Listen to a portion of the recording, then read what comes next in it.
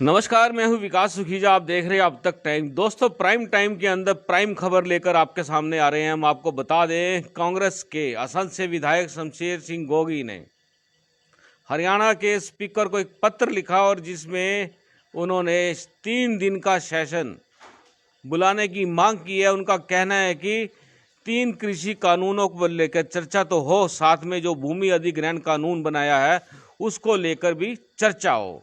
इस चर्चा के साथ साथ जो करनाल में किसानों पर लाठीचार्ज हुआ है, इस मामले को भी लेकर विधानसभा में जोर शोर से उठाया जाएगा। मामला दिन प्रतिदिन किसानों को लेकर टेंशन क्रिएट करता जा रहा है। हम बात कर रहे हैं शमशेर सिंह गोगी जी से, उनसे जानना चाहेंगे पूरा मामला आखिरकार क्या है। गोगी साहब, आपका अब तक टाइम्स पर बहुत बहुत स्वागत है। बहुत बहुत धन्यवाद। सभी आपके दर्शकों को राम राम। गोगी साहब, क्या मामला है कि किस तरह से सेशन 3 दिन का बुलाने की मांग की है आपने?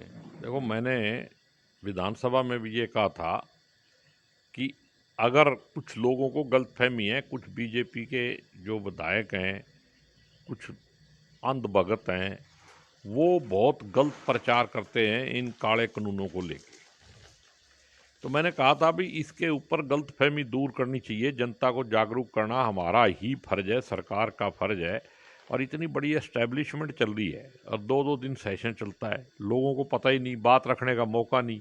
ऐसे बहुत सारे एमएलए हैं जो विपक्ष और पक्ष दोनों के, जिनको एक बार भी बोलने का मौका नहीं मिला। तो मैंने कहा भी एक स्पेशल सेशन बुलाया जाए 2-3 दिन का, जिसके अंदर 3 काले कानून जो पहले बने और एक काला कानून, काले से भी काला, जो लैंड एक्विजिशन का बिल पास किया इन्होंने, इससे ज़्यादा दुर्भाग्यपूर्ण लोकतंत्र में और कुछ नहीं हो सकता। वो मैंने वहाँ भी बोला था, लेकिन कोई सुनवाई नहीं हुई। और जो ये लाठीचार्ज हुआ है, इसके बाद तो मैं दावे के साथ कह सकता हूँ कि जो बीजेपी और आरएसएस की सोच है, उसके तहत लोकतंत्र की कोई वैल्यू नहीं है। ये मैंने सुना था पहले भी, आरएसएस वाले राष्ट्रीय झंडा नहीं लगाते, वे संविधान को नहीं मानते। अब तो उनके कर्मों से ये साबित होता जा रहा है। और इसके लिए तो मैं देश की जनता से ही अपील कर सकता हूँ कि वो जागे, ऐसे जालिम लोगों से, ऐसी जालिम सोच से बचे जो देश का सत्यानाश करने की तरफ बढ़ रही है, लोकतंत्र खत्म करने की तरफ बढ़ रही है, संविधान को खत्म करने की तरफ बढ़ रही है। आप देखो, मतलब आज भी आप चंडीगढ़ जा रहे हो? ये आज तो चंडीगढ़ एक कमेटी की मीटिंग है, वो तो रूटीन का काम है। लेकिन मेरे को एक बात कहनी है कि मुख्यमंत्री जी बयान दे रहे हैं कि एक अधिकारी जो है, उसका जो बयान है वो ठीक नहीं है। इसका मतलब जो कर्म किया है उन्होंने, वो ठीक है। ये किस मामले की बात कर रहे हो? लाठीचार्ज के मामले को लेके जो अभी हाल ही में करनाल में हुआ है? मीटिंग 15 किलोमीटर दूर है, लाठीचार्ज 15 किलोमीटर दूर होता है, जहाँ पे प्रदर्शन जो है महीनों से चल रहा है। कोई नई जगह नहीं थी वो टोल प्लाजा। और वहाँ पे पुलिस के अधिकारी जो हैं, वो किसानों को 250-300 किसान थे, उनको कहते हैं कि आप यहाँ बैठ जाओ, और बैठे हुए लोगों के ऊपर लाठीचार्ज करते हैं। अब ड्रामे किए जा रहे हैं। बड़े बड़े अधिकारी, बड़े बड़े जिन्होंने संविधान की शपथ तो ले रखी है, लेकिन ज़मीर मर चुकी है उनकी, चाहे वो आईएएस अफसर हों, चाहे वो पुलिस के लोग हों, वो कहते हैं कि वो हमने तो हल्का पुलिस बल किया। अरे हल्का पुलिस बल, जब तुम्हारे सिर में लाठी लगेगी ना, तब तुम्हारे को पता लगेगा हल्का क्या होता है। एक आदमी की तो शहादत ही होगी। अभी भी हल्का बल कह रहे हैं। एक आदमी की आंख खराब है, हॉस्पिटल में अभी कल्पना चावला में मैं कल ही मिल के आया हूँ उसको, नाक की हड्डी टूटी हुई है, ये हल्का बल है। बहुत सारे लोग फट्टड़ हैं, किसी का हाथ टूटा हुआ है, किसी को फ्रैक्चर हुआ है। तो इनको शर्म भी नहीं आती कि मतलब बात करते समय तो थोड़ा बहुत सच बोल लो। लेकिन सच बोलने तो सच्चा आदमी ही बोल सकता है, जो मतलब जिनकी ज़मीर बिकी हुई है, जो बुज़दिल लोग हैं, जो गोली के माध्यम से राज को बना के रखना चाहते हैं, नफरत फैलाना चाहते हैं, वो लोग सच नहीं बोल सकते। हमारा डीसी कह रहा है कि मुझे खेद है, तो क्या मतलब मैं आपके सिर में डंडा मारूं, आपका सिर फट जाए और मैं कह दूं सॉरी, तो मामला सॉरी खत्म। सॉरी तो कहा ही नहीं है ना जी, वो कहते सॉरी नहीं कहा, खेद खेद है। खेद भी और सॉरी, सॉरी की दोनों में बहुत अंतर है जी। सॉरी का भी मजाक उड़ाया जा रहा है ना। अच्छा हाँ। असल में उसको ये नहीं पता कि दिन बदल भी जाते हैं। हम्म। जब दिन बदलेंगे तो सॉरी भी कहना पड़ेगा और मतलब चाचा भी कहना पड़ेगा। ये भी देखना आप, ये किसानों से जिसने पंगा लिया है ना, इनके खून की एक एक बूंद जो है, इनके लिए बहुत बड़े बड़े कील जो लगे हुए ना बॉर्डर पे, वो कील अब प्रशासन के लिए और सरकार के लिए बनेंगे। विधायक अगर जी, सरकार ईमानदार है, मुख्यमंत्री जी, अब मैं तो हमेशा कहता हूँ कि मुख्यमंत्री बड़ा आदमी है, लेकिन अब मेरे को लगता है कि मुख्यमंत्री बड़ा आदमी नहीं है, उसकी भी नीयत में खोट है। वैसा ही जैसा आरएसएस की असली असली खोट है ना, वो बीमारी इसमें भी है और इसका ये कुकृत्य है। करनाल में मीटिंग रखने की जरूरत क्या थी? और करनाल के तो जो नगर निगम का बॉर्डर है उसके पास भी किसान नहीं आए, तो वहाँ लाठीचार्ज करने का मतलब क्या था? ये अपनी तानाशाही, अपनी गुंडागर्दी दिखाना चाहते थे। और मैं आपको दावे के साथ कह सकता हूँ, किसानों को जितना मारोगे, जितना दबाओगे, उतना ये आंदोलन फैलेगा और इस मतलब इस रूढ़िवादी मनुवादी सरकार का सत्यानाश होगा। विधायक जी, एक एसडीएम जो करनाल के एसडीएम है आयुष सिन्हा, उनका एक ऑडियो वीडियो वायरल हो जाता है जिसके अंदर उनकी भाषा जो जिस तरह से वो बोल रहे हैं, जिस तरह से फोर्स को तैयार कर रहे हैं, उससे क्या लगता है आपको? देखो, अगर मेरे को तो ऐसे लगता है कि आयुष सिन्हा तो अभी अंडर ट्रेनिंग है, उसको जो डीसी ने ब्रीफ किया वही उसने बोला और डीसी ने भी वही बोला जो मुख्यमंत्री ने मान ही लिया। भाई लफज गलत हो गए, बाकी सख्ती तो करनी चाहिए, डंडे तो मारने ही चाहिए और डंडे भी सिर में मारने चाहिए, ताकि कुछ लोग मरेंगे तभी तो यहाँ पर मतलब बेरोजगारी भी कम हो जाएगी। एक बात और सामने आ रही है विधायक जी, इस पूरे कांड के अंदर एसडीएम घरोंडा मौके पर थे और वहां पर एसडीएम करनाल ड्यूटी मजिस्ट्रेट बना के भेज दिया। ये मामला क्या था? ये मामला आपके संज्ञान में है या नहीं है? यही तो मैं कह रहा हूँ कि डीसी झूठ बोल रहा है कि तीसरे नाके पे वो ड्यूटी मजिस्ट्रेट था, तो फिर वो लाठी चार्ज करवाने ही गया ना। बयान दिया उसने सवेरे 8 बजे, जब उसने देखा भी सारा मामला शांति से निपट गया, 12 बज गए, कुछ हुआ ही नहीं, तो तब वो वहाँ पे योजनाबद्ध तरीके से वहाँ भेजा गया। और मैं कहता हूँ एक भी वीडियो ऐसी दिखाओ कि किसानों ने शुरुआत करी हो, एक भी वीडियो दिखाओ। किसानों ने शुरुआत नहीं करी। एक ये मुद्दा उठा रहे हैं कि कसी लेके किसान पीछे लगा। जब पुलिस ने दौड़ा दौड़ा के किसानों को दौड़ाया तो वो खेतों में गए हुए थे, तब उसको कहीं और कसी मिल गई, तो उस टाइम गुस्से में अगर उसने कसी उठा भी ली, अगर किसानों के पास डंडे होते तो कहीं दिखाई नहीं देते, तो उसने अपने बचाव में उठाई, किसी को मारी नहीं। और किसी किसान के पास एक भी हथियार नहीं था, कोई साबित करे। लेकिन ये जो औरंगजेब वाला राज है ये सदा रहेगा नहीं। और इसके ऊपर मैं आपको बता दूं, एक एक चीज़ का हिसाब लिया जाएगा। मेरे को तो इतनी तकलीफ़ है कि मैं तो एमएलए हूँ इसलिए वहाँ नहीं जाता। अगर मैं एमएलए नहीं होता तो शायद मैं भी लाठी खाने वालों के बीच में होता। मेरे को शर्म आ रही है कि हम एमएलए बनने के बाद भी सही ढंग से अपनी आवाज़ को, अपनी बात को रखने में नाकामयाब हैं। और राजतंत्र की तरफ देश बढ़ रहा है, देश के लोगों को जागरूक होना चाहिए। और देखो जुडिशरी क्या कर रही है, बैठे हुए किसानों पे, निर्दोष लोगों के ऊपर लाठीचार्ज होता है, लोगों के सिर फूट जाते हैं, एक किसान की शहादत हो जाती है। इसके बाद भी हाई कोर्ट ने कोई संज्ञान नहीं लिया। और हम कोर्ट में भी जाएंगे, सारी तरह से मदद करेंगे, किसानों के साथ हैं। और इस पे ये आयुष सिन्हा को तो मैं एक बात बताता हूँ, आदमी अच्छा होगा, व्यक्तिगत मेरे को पता नहीं, मैं कभी मिला नहीं उसको, लेकिन उसने अपनी जिंदगी का सत्यानाश कर लिया। या किसके कहने से है?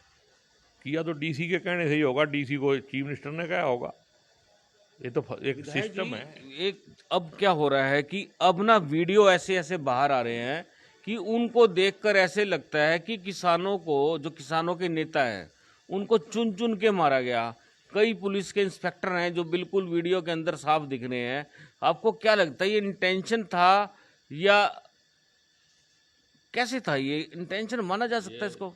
ये इंटेंशन भी हो सकती है, और मेरे को ऐसे लगता है कि जैसे जो सरदार थे ना पुलिस में कर्मचारी, शायद उनको हदायत दी गई हो भी आपने कार्रवाई करनी है वरना, ठीक है।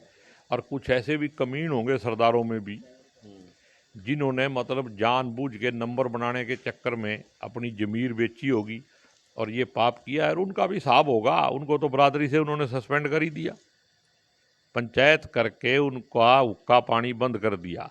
और अब जो किसान का बेटा हो के इस जालिम सरकार का साथ देगा, उसका हुक्का पानी बंद होना ही चाहिए, उसके खिलाफ कार्रवाई होनी ही चाहिए, चाहे वो पुलिस वाला हो, चाहे वो किसी भी बरादरी का हो, चाहे वो मतलब सरदार हो, और चाहे कोई दूसरा हो। ये तो कोई बात ही नहीं है, यहाँ तो सारे देश के नागरिक हैं। नहीं, इसमें फिर जो फोर्स के साथ गद्दारी भी तो होती है। भी अगले ड्यूटी करते हैं तब भी बुरे, नहीं करते तब भी बुरे। ये मामला क्या है, थोड़ा सा समझाएंगे? ड्यूटी क्या, ये 3-4 लोग ही कर रहे थे, बाकी लोग कहाँ थे? और तो वहाँ तो हजारों लोग थे। क्या इन 3-4 की ड्यूटी थी? मेरे ख्याल में इनके तो गले पे तलवार रखी हुई थी भी अगर आपने लठ नहीं मारे तो तुम्हारा इंतजाम हम कर देंगे। तो ये या तो डर के काम किया है वो बताएंगे, और या उनकी जमीर बिक चुकी है, किसी लालच में काम किया है। विधायक जी, वरना पूरे इनको आगे आगे भागने की क्या जरूरत थी? और भी तो वहाँ लोग थे, मेरे को वहाँ किसानों ने बताया कि यही 3-4 लोग थे जो लठ लेके भाग रहे थे, जैसे अपनी अपनी फोटो खिंचा के प्रमोशन लेनी हो। वरना दूसरे लोग तो जो थे बिल्कुल आराम से कह रहे थे भी आप बैठ जाओ। एक डीएसपी ने तो यहाँ तक कहा कि आप यहाँ बैठ जाओ, आप करनाल की तरफ मत जाना, हमारी नौकरी का सवाल है। उसकी जांच हो तो पता लगे ना। तो जांच करेगा कौन? किससे जांच करवाने की मांग करते हो आप लोग? ये थोड़े दिनों की तो बात है, सरकार पलट जाएगी, हम जांच कराएंगे, ये कोई चीज़ खत्म नहीं होनी। और जिस जिस लीडर ने भी ये आदेश दिया है ना, उनको भी अंदर किया जाएगा। और दूसरी तरफ एक बात और बताता हूँ, इस सरकार में एक ग्रुप शामिल है, वो कल कह रहे जी कार्रवाई होनी चाहिए। भाई कार्रवाई तो तुम करोगे, तुम सरकार में डिप्टी सीएम हो। कार्रवाई करने के लिए किसको कह रहे हो? अगर भीख मांग रहे हो तो वो बताओ। और शर्म की बात यह है कि चौधरी देवीलाल जैसे महापुरुष का पोता सिर्फ लड्डू खाने के चक्कर में अपनी बेइज्जती करवा रहा है और उस महापुरुष का नाम बदनाम कर रहा है। इससे ज़्यादा शर्म की बात नहीं है। ऐसे ही लोग कहते हैं कि ऐसी औलाद से तो लाद ना हो अच्छी है। विधायक जी, अगर हम बात करें कि इस पूरे मामले की अभी तक किसी भी तरह की कोई भी जांच सरकार ने कराने की बात नहीं की है, लेकिन एक बात सामने आ रही है कि प्रशासनिक तौर के ऊपर जांच चल रही है। ये बातें, दोनों बातें अलग अलग समझ से बाहर है। आपको क्या लगता है कि सरकार जांच कराए तो किससे कराए? नहीं, सरकार अगर जांच कराए तो हाई कोर्ट के जज से कराए, सिटिंग जज से। अगर सरकार, वैसे तो ये सरकार ही ऐसी है, 7 साल में बताओ आप कौन सी जांच हुई? इतने घपले हो गए, कोई जांच हुई? एक जांच हुई थी जाट आरक्षण में, प्रकाश सिंह डीजीपी की, वो आज तक ओपन नहीं कर सके। तो इनको पता है अभी इनकी नीयत क्या है, इनका कर्म क्या है। और एक बात मैं आखिर में कह देता हूँ आपके माध्यम से, ये लोगों को गीता का ज्ञान पढ़ाते हैं ना, कितना बड़ा गीता का ज्ञान, कई किले दे दिए। क्या ज्ञानानंद जी स्वामी जो गीता का ज्ञान लोगों को पढ़ा रहे हैं, क्या इस सरकार को नहीं पढ़ाते? कृष्ण भगवान का तो ये आदेश और उपदेश है कि जो जैसा कर्म करेगा उसको वैसा फल भुगतना पड़ेगा। इंडिविजुअल है वो, किसी कौम के लिए, बरादरी के लिए नहीं है। इसलिए जो ये कर्म कर रहे हैं ना, आपके देखते देखते ये सारे कर्म भुगतेंगे, यहीं कीड़े पड़ के मरेंगे, ऐसी सोच के लोग। विधायक जी, एक मामला और इसी लाठीचार्ज में सामने आ रहा है। डिप्टी कमिश्नर करनाल का कहना है कि पहला बेस था बस्ताड़ा टोल था, उसके बाद सेकंड बेस बनाया था मधुबन बनाया था, उसके बाद तीसरा डेरा कार सेवा बनाया था। तो इसी तीन स्टेप को क्रॉस करने के लिए आयुष सिन्हा ने जो तीसरा स्टेप था कि कहीं वो रेलवे रोड में सीएम के प्रोग्राम में ना घुस जाए, तो वहाँ पर सख्ताई बरतने के आदेश जारी किए गए थे। तो ये 3 स्टेप जो बनाए गए हैं, आपको क्या लगता है कि जब किसानों से इनकी बात चल रही थी तो फिर ये चूक कहाँ से होगी? नहीं, आप ये बताओ, 3 स्टेप बनाए गए हैं, 3 स्टेप तो नहीं बनाए गए, 3 स्टेप तो नहीं, आप ये बताओ भाई करनाल में मीटिंग करने की जरूरत क्या थी, एक सेंसिटिव एरिया है, और आप ये मीटिंग पंचकुला चंडीगढ़ क्यों नहीं कर सकते, रोज ही करते हो, आप गुड़गांव कर लेते। नीयत में खोट था, जानबूझ के साजिश।